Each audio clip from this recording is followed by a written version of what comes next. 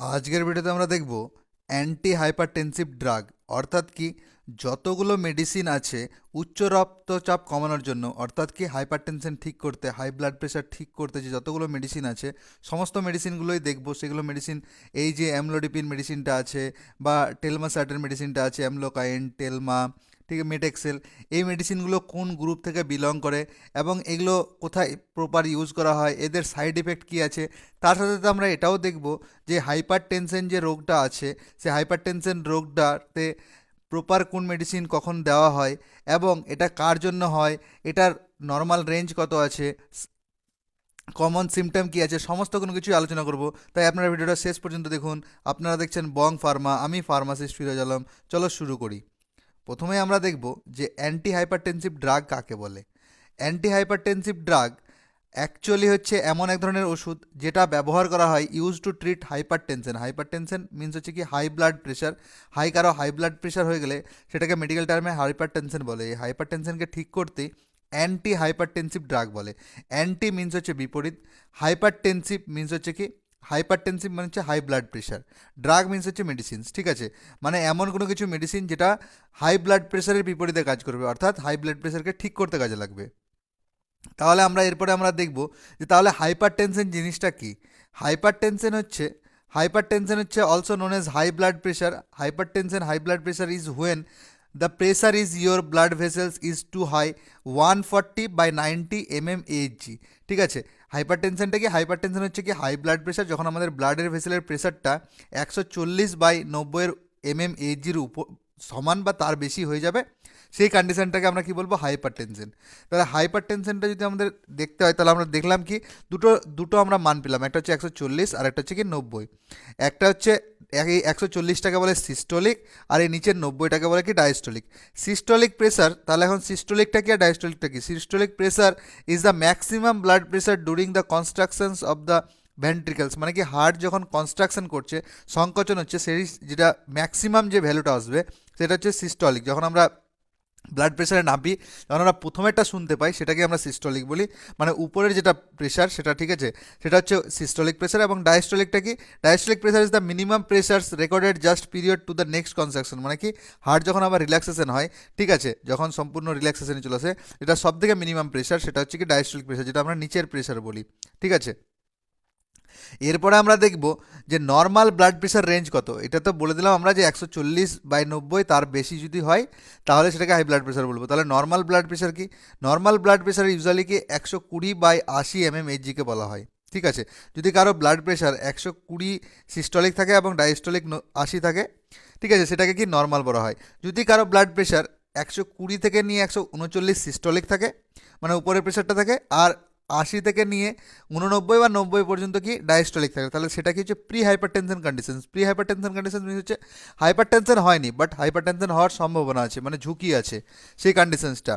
এরপরে হচ্ছে কি যদি কারো সিস্টোলিক প্রেশার 140 থেকে নিয়ে 160-এর মধ্যে থাকে এবং ডায়াস্টোলিক প্রেশার কি 90 থেকে 100-এর মধ্যে থাকে, সেটা হচ্ছে হাইপারটেনশন স্টেজ 1, ঠিক আছে, এইখানে হাইপারটেনশন স্টেজ 1। এরপরে যদি কারো ব্লাড প্রেশার সিস্টোলিকটা 160+ থাকে এবং ডায়াস্টোলিক 100+ থাকে, তাহলে সেটা হচ্ছে হাইপারটেনশন স্টেজ 2 বলা হয়, ঠিক আছে। আর এরপরে যেটা হচ্ছে যদি কারো ব্লাড প্রেশার 180-র উপরে থাকে সিস্টোলিকটা আর ডায়াস্টোলিকটা 110-এর উপরে থাকে, তাহলে সেটাকে বলে হাইপারটেনশন স্টেজ 3। এই স্টেজ 3টাকে কি হাইপারটেনসিভ ক্রাইসিসও বলে, ঠিক আছে। হাইপারটেনশন ক্রাইসিস এটা হচ্ছে খুব সিভিয়ার কন্ডিশনস, এতে হসপিটালাইজ করতে হয় পেশেন্টকে। এরপরে আমরা দেখব যে কী কারণে হাইপারটেনশন হয়, ঠিক আছে, কজেস অফ হাইপারটেনশনস। যে কারণগুলোর জন্য মেনলি হাইপারটেনশন হয়ে থাকে সেগুলো হচ্ছে কি জেনেটিক, যদি বংশ পরম্পরায় থাকে, মানে দাদুর বাবার, তারপরে নিজের হবে। স্মোকিং, কেউ যদি প্রচুর পরিমাণে স্মোক করে সেক্ষেত্রে হতে পারে। ওবেসিটি, মানে যদি সে যদি কোনো যদি মানে এজের তুলনায় বা হাইটের তুলনায় বেশি ওজন বেড়ে যায়, মানে মোটা বেশি হয়ে যায়, সেই কারণে হতে পারে। স্ট্রেস, যদি কোনো ব্যক্তি প্রচুর পরিমাণে স্ট্রেস চিন্তাধারা করে তাহলে সেক্ষেত্রে হতে পারে। হাই অ্যালকোহল কনজামশন, মানে প্রচুর পরিমাণে যদি মাদক জাতীয় জিনিস খায়, বিয়ার, অ্যালকোহল, মদ, এইসব জিনিস যদি প্রচুর পরিমাণে খায় সেক্ষেত্রে হতে পারে। ল্যাক অফ এক্সারসাইজ, কোনো ব্যক্তি যদি ঠিকঠাকভাবে এক্সারসাইজ না করে, বডিতে হাঁটা চলা দৌড়াদৌড়ি না করে, খেয়ে খালি বসে থাকে, তাহলে সেক্ষেত্রে হতে পারে। এজিং একটা হচ্ছে ফ্যাক্টর, মানে বয়স বাড়ার সাথে সাথে কিন্তু ব্লাড প্রেশার অটোমেটিকলি বেড়ে যায়। আর হচ্ছে কি high salt intake. High salt intake means হচ্ছে কি খাওয়ার দ্বারা প্রচুর পরিমাণে লবণ খাওয়া, সোডিয়াম ক্লোরাইড খাওয়া। লবণ খেলে কি হয়, যে প্রেশার বেড়ে যায়।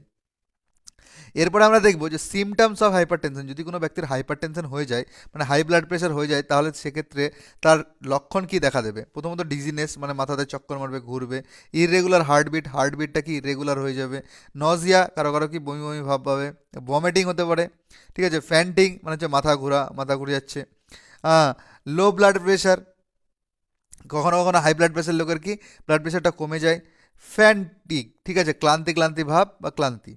এরপরে আমরা কি দেখব, ডাইরেক্টলি যে মেডিসিনগুলো দিয়ে আমাদের হাইপারটেনশন ঠিক করা হয়, প্রথমে শুরুতেই বললাম, সেই হাইপারটেনশনের মেডিসিনের ড্রাগের ক্লাসিফিকেশন দেখব, মানে কোন কোন ড্রাগ আছে তার কি ক্লাসিফিকেশন। এটা দেখার আগে আমি একবার বলে দিই, আমার যে পিডিএফগুলো যদি কারো ভালো লেগে থাকে, তাহলে এই পিডিএফগুলো তুমি কিনেও নিতে পারো। কিনে নেওয়ার জন্য আমার ডেসক্রিপশানে বা আমি এই ইসের শেষে, ঠিক আছে, এই ভিডিওটার শেষে নাম্বার দিয়ে দেবো, ভিডিওটা শেষ পর্যন্ত দেখো, ঠিক আছে। নাম্বারটা বলে দিই, 8436383320। এই নাম্বারে আপনি আমাকে হোয়াটসঅ্যাপ করতে পারেন, হোয়াটসঅ্যাপে টেক্সট করবেন। যদি আপনি টাকা দিয়ে কিনে নিতে ইচ্ছুক এই পিডিএফগুলো, তাহলে কিন্তু মেসেজ করবেন, অযথা মেসেজ করার দরকার নেই। আমি আবার বলে দিচ্ছি, 8436383320, এই নাম্বারে আপনি আমাকে হোয়াটসঅ্যাপে টেক্সট করতে পারেন। তো চলো এবার দেখবো আমরা কি classifications of anti hypertensive drug. যে এই অ্যান্টি হাইপারটেনসিভ ড্রাগের ক্লাসিফিকেশন, এটা হচ্ছে কি প্রথম পেজ, এরপর আরেকটা পেজ, মানে একটা পেজে দুটো স্লাইডে আটা হয়নি বলেই। প্রথমত যে ড্রাগটা দেওয়া হয় সেটা হচ্ছে কি ডায়োরেটিক্স। ডায়োরেটিক্স আবার তিন ধরনের হয়, থায়াজাইডস, হাইসেলিংস আর পটাশিয়াম স্পেরিং, ঠিক আছে। এর আরও বেশি ক্যাটাগরি আছে, আমি জাস্ট বলেছি ডাইরেক্ট বলছি। যারা ফার্মেসি স্টুডেন্ট থেকে বিলং করো, যারা কেডি ত্রিপাঠী পড়েছো, তারা হয়তো জানো, আরও বেশি আছে, ঠিক আছে। তো থায়াজাইডসে আছে কি হাইড্রোক্লোর থায়াজাইডস, ক্লোরথেলিডন্স আর ইন্ডাপামাইড। হাই সেলিং আছে, হাই সেলিংকে লুপ ডায়োরেটিক্সও বলা হয়, ফিউরেসোমাইড। আর পটাশিয়াম স্পেরিংয়ে ডায়োরেটিক্স আছে স্পেরিনোল্যাক্টন, এপ্রিলেনন, অ্যামিরোলাইড। এরপর হচ্ছে কি রেনিন এনজিওটেনসিন সিস্টেম ব্লকারের মধ্যে আবার তিনটে ক্যাটাগরি আছে। একটা হচ্ছে এসি ইনহিবিটার্স। এসি ইনহিবিটার্স আছে ক্যাপ্টোপ্রিল, অ্যানালাপ্রিল, লিনসোপ্রিল, পেরিন্ডোপ্রিল, র্যামিপ্রিল, ফোসিনোপ্রিল, কিউনোপ্রিল, ট্রাডোনোপিল। আর এরপরে আছে কি এনজিওটেনসিন রিসেপ্টর ব্লকার্স। এখানে আছে লোসার্টেন, ক্যান্ডেসার্টেন, ভালসার্টেন, টেলমিসার্টেন, ইরবেসার্টেন, ওলমেসার্টেন। এরপরে আছে কি ডাইরেক্ট রেনিন ইনহিবিটার, সেটা হচ্ছে কি অ্যালিস্কিরেন। এরপরে হচ্ছে কি সিম্প্যাথোলাইটিক ইনহিবিটার, সিম্প্যাথেটিক ইনহিবিটার। সিম্প্যাথেটিক ইনহিবিটার্সে আছে কি একটা আছে বিটা অ্যাড্রেনার্জিক ব্লকার, যেখানে আছে কি প্রোপেনোলল, মেটোপ্রোলল, অ্যাডেনোলল, বিসোপ্রোলল। তারপরে আলফা প্লাস বিটা ব্লকার্সের মধ্যে আছে কি ল্যাবেডোলল, কার্বেডাইলল। তারপরে আলফা অ্যাড্রেনার্জিক ব্লকারের মধ্যে আছে প্যারাজোসিন, টেরাজোসিন, ডক্সাজোসিন, ফ্যান্টিলামিন, ফেনক্সিবেনজামিন। এরপর আছে কি সেন্ট্রাল সিম্প্যাথোলাইটিক। সেন্ট্রাল সিম্প্যাথোলাইটিক আছে কি কোলিনিডিন, মিথাইল ডোপা। এরপরে আরও কিছু ড্রাগ ক্যাটাগরি আছে, সেটা হচ্ছে কি এর মেন ড্রাগ হচ্ছে, সেটা হচ্ছে calcium channel blocker. Calcium channel blocker হচ্ছে তিন ধরনের। একটা হচ্ছে কি ফেনাইল অ্যালকাইমিন, যেখানে আছে কি ভেরামাপিল। বেনজোথায়াজেপিডসের মধ্যে আছে ডিলদিয়াজেম।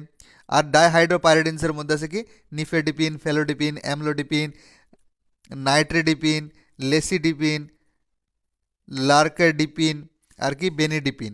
এরপর আছে কি ভ্যাসোডাইলেটার। ভ্যাসোডাইলেটার আবার দু ধরনের হয়, একটা হচ্ছে আর্ট্রিও ডাইলেটার আর একটা হচ্ছে আর্ট্রিও প্লাস ভেনোডাইলেটার। আর্ট্রিও ডাইলেটারের মধ্যে আছে হাইড্রালাজিন, মিনক্সিডিল, ডাইঅক্সাইড, আর এটাতে আছে কি নাইট্রোপিউরোসাইড সোডিয়াম। এই হলো টোটাল ড্রাগ। এরপরে আমরা দেখবো যেগুলো কমন প্রচলিত ড্রাগ, সেই কিছু ড্রাগ এবং সেই ক্যাটাগরি নিয়ে আলোচনা, যে কখন কোনটা ব্যবহার করা যায়, কোনটা কি সাইড ইফেক্ট। প্রথমে আমরা দেখবো যে ক্যালসিয়াম চ্যানেল ব্লকার, যে ড্রাগটা বললাম, আর এটাই মোটামুটি ফার্স্ট স্টার্টিং ড্রাগ। সমস্ত ব্লাড প্রেশারের রোগীকে দেওয়া হয়, ক্যালসিয়াম চ্যানেল ব্লকার থেকে স্টার্ট করা হয় বেশিরভাগ পেশেন্টকেই, ঠিক আছে, এবং সব থেকে বেশি চলেও বেশি। তো ক্যালসিয়াম চ্যানেল ব্লকার কি বললাম, দু ধরনের, একটা হচ্ছে কি ডাইহাইড্রোপাইরিডিনস আর একটা হচ্ছে নন ডাইহাইড্রোপাইরিডিনস। ডাইহাইড্রোপাইরিডিনসের মধ্যে আছে কি অ্যামলোডিপিন, নিফেডিপিন, ক্লিনডিপিন, এবং কি নন হাইড্রোপাইরিডিনসের মধ্যে আছে ভেরামাপিল, ডিলডিয়াজেম।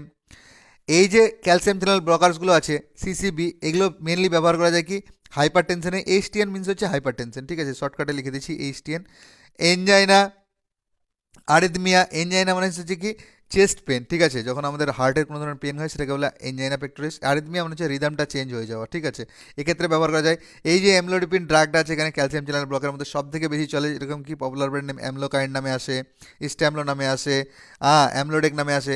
তারপরে একটা হচ্ছে ক্লিনডিপিন, ক্লিনডিপিনটাই সি লাগার নামে আসে, এটাও প্রচুর চলে, ঠিক আছে। বাকিগুলো ব্র্যান্ড নেম দেখে নেবে, এইসব ব্র্যান্ড নেমগুলো রেফারেন্স পারপাসে বললাম, যে কোনো কিছু কোম্পানির নামে বহুত নামে আসে।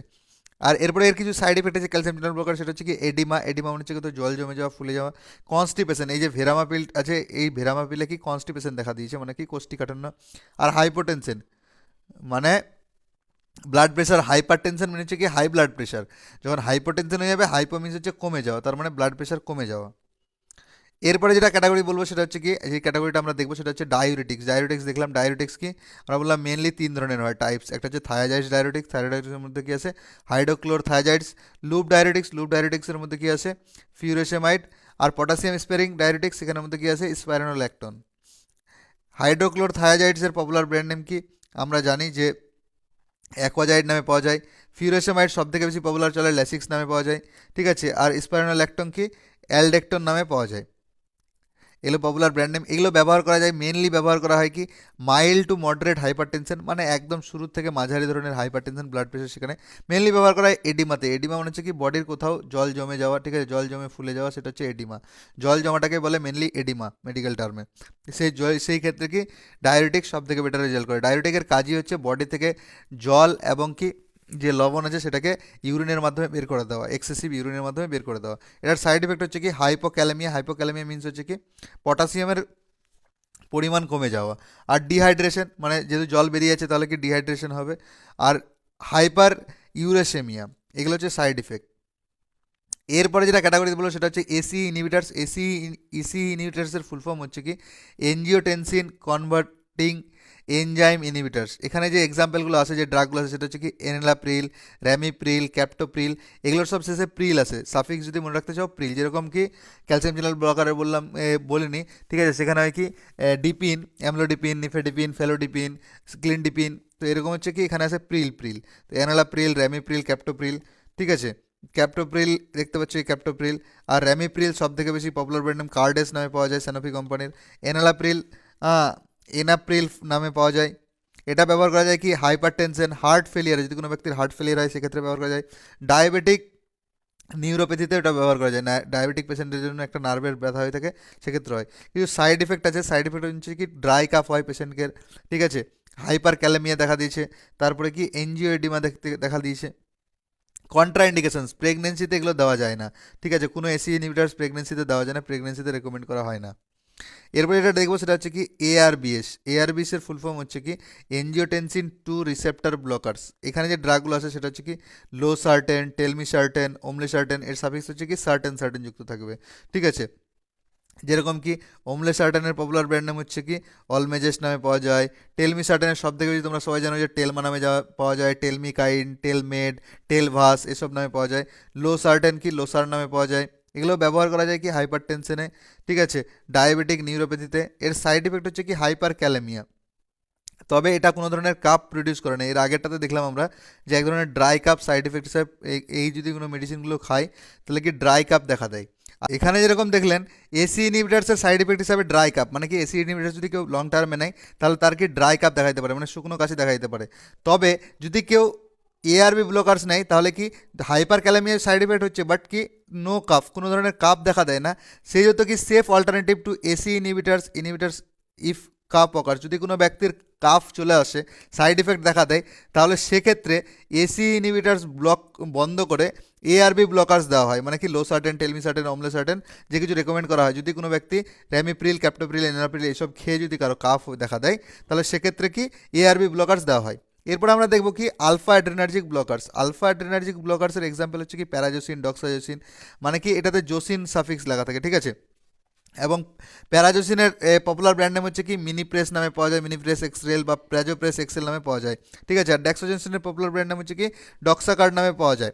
এটা ব্যবহার করা যায় কি রেসিস্ট্যান্স এইচটিএন এবং বিপিএইচে ব্যবহার করা যায়। বিপিএইচ মানে হচ্ছে কি বেনিন প্রোস্টেটিক হাইপারপ্যালাসিয়া, মানে কি যে প্রোস্টেট এনলার্জমেন্ট হয়ে যাওয়া সেটাকে বলে বিএইচপি। এর সাইড এফেক্ট কিছু আছে যেরকম কি অর্থোস্ট্যাটিক হাইপোটেনশন আর ডিজিনেস। এরপরে যেটা ক্যাটাগরি দেখবো সেটা হচ্ছে আমরা কি দেখবো beta adrenergic blockers. Beta adrenergic ব্লকারে যে ড্রাগগুলো আছে সেগুলো হচ্ছে কি অ্যাটেনোলল, মেটোপ্রোলল, প্রোপেনোলল, বিসোপ্রোলল। এই যে ড্রাগগুলো আছে এগুলোর সবার শেষে কি লল যুক্ত হয়ে থাকবে। তো এখানে যে যদি অ্যাটেনোললের পপুলার ব্র্যান্ড নেম দেখো তাহলে হচ্ছে কি অ্যাটেন, এবং অ্যাটেনোলল সবসময় কি অ্যামলোডিপিন বা কারোর সাথে বেশিরভাগ যুক্ত হয়ে আসে, সিঙ্গেল সল্টে খুব কম চলে। মেটোপ্রোললের সব থেকে পপুলার ব্র্যান্ড নেম হচ্ছে কি মেটেক্সেল নামে আমরা জানি। প্রোপেনলের সব থেকে পপুলার ব্র্যান্ড নেম কি ইন্ডেরাল, ঠিক আছে, এটাও জানি। এবং বিশোপ্রোলল সব থেকে বেশি পপুলার ব্র্যান্ড নেম যেটি চলে সেটা হচ্ছে কি কঙ্কর নামে চলে। ইউজেস, এটা ব্যবহার করা হয় হাইপারটেনশন, এনজাইনাতে। এনজাইনা কি বললাম, যে যদি হার্টে কোনো ধরনের পেন হয় সেটা হচ্ছে এনজাইনা। আরিথমিয়াতে, আরিথমিয়া মানে হচ্ছে কি যদি হার্টের রিদম চেঞ্জ হয়ে যায় সেটাতে।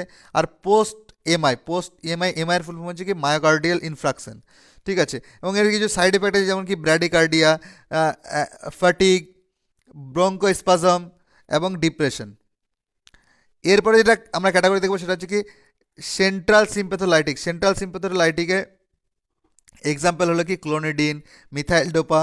এগুলো কি মিথাইল ডোপা এটা আছে সেটা হচ্ছে সেফ ইন প্রেগনেন্সি, মানে প্রেগনেন্সি কোনো মহিলাকে এটা দেওয়া যায়, ঠিক আছে। এটা ব্যবহার করা যায় কি হাইপার টেনশন ইনক্লুডিং প্রেগনেন্সি যে কোনো মহিলাকে এটা দেওয়া হয়। এর সাইড এফেক্ট আছে সেডেশন, মানে হচ্ছে কি একটু ঘুম ঘুম ভাব পাবে, ড্রাই মাউথ এবং রিবন্ডেন্ট এসটিএন মানে হাইপার টেনশন। এবং যে ক্লোনিডিন আছে, ক্লোনিডিন পপুলার ব্র্যান্ড নেম কি আরকামিন নামে পাওয়া যায়, বাকি আরকা প্রেস নামে পাওয়া যায়। আর মিথাইল ডোপার পপুলার ব্র্যান্ড নাম হচ্ছে কি আলফা ডোপা নামে পাওয়া যায়। এই ছিল। আর একটা রয়ে গেছে সেটা হচ্ছে কি ভ্যাসোডাইলেটার। ভ্যাসোডাইলেটার ভ্যাসোডাইলেটার যেটা আছে আমাদের গ্রুপ, সেখানে এক্সাম্পল হলো কি হাইড্রালাজিন আর সোডিয়াম নাইট্রোপিউরোসাইড। এবং হাইড্রালাজিনের পপুলার ব্র্যান্ড নেম কি আইসোলাজিন নামে পাওয়া যায়, বাকি নাইট্রোহার্ট নামে পাওয়া যায়, বাকি আইসোরাস নামে পাওয়া যায়। এটা ব্যবহার করা যায় সিভিয়ার বা রেসিস্ট্যান্ট হাইপারটেনশনে। এবং এর সাইড এফেক্ট হচ্ছে কি রিফ্লেক্স ট্র্যাকিকার্ডিয়া, ফ্লুইড রিটেনশন আর কি হেয়ারটিজম। এই ছিল তোমাদের যতগুলো ক্লাসিফিকেশন, যতগুলো মেন ক্যাটাগরি, ঠিক আছে, হাইপার টেনশনের, অ্যান্টি হাইপারটেনসিভ ড্রাগের সমস্ত নিয়ে আলোচনা। এবং আমার এই ভিডিওগুলো দেখে কেউ কখনো সেলফ মেডিকেশন করতে যাবে না। আমার এই ভিডিওগুলো শুধুমাত্র ইনফরমেশন এবং নলেজ পারপাসের জন্য। সেলফ মেডিকেশন অর্থাৎ হচ্ছে নিজে থেকে মেডিসিন নিতে যাবে না, সর্বদা ডাক্তার এবং ফার্মাসিস্টের পরামর্শতে ওষুধ খাবে। এবং আপনি যদি আমার এই পিডিএফগুলো নিতে চান, এই যে পিডিএফগুলো দেখে যদি ভালো লাগে তাহলে আমার এই হোয়াটসঅ্যাপ নাম্বার যে বললাম, ঠিক আছে, 8436383320, এই নাম্বারে আমাকে হোয়াটসঅ্যাপ করবেন, ঠিক আছে। অবশ্যই এই পিডিএফগুলো ফ্রি ভার্সনে নয়, পেড ভার্সনে, মানে তার আগে আপনাকে নিতে হলে পেড করতে হবে, কিছু পেমেন্ট করতে হবে আমাকে, তারপরেই পাবেন। যদি আপনি ইন্টারেস্টেড থাকেন তবেই করবেন, ঠিক আছে। এবং আমার এই ভিডিওটা যদি আপনার ভালো লেগে থাকে তাহলে অবশ্যই আপনি একটা লাইক দিয়ে যাবেন। হ্যাঁ, যদি ভিডিওতে আমি কিছু ছেড়ে থাকি বা আপনার কিছু জানার ইচ্ছা থাকে অবশ্যই কমেন্টের মাধ্যমে জানাবেন। এইরকম ভিডিও যদি কারো প্রয়োজন মনে হয় তাহলে তার সাথে অবশ্যই শেয়ার করবেন। এবং আপনি আগামী দিনে যদি এরকম ভিডিও পেতে চান বা আমার চ্যানেলটার সাথে যুক্ত হতে চান, মেডিকেল রিলেটেড আপনার ইন্টারেস্টে থাকে, তাহলে আপনার চ্যানেলটাকে অবশ্যই সাবস্ক্রাইব করে রাখবেন। এবং ভিডিওটা শেষ পর্যন্ত দেখার জন্য আপনাকে অসংখ্য অসংখ্য ধন্যবাদ। Thank you so much.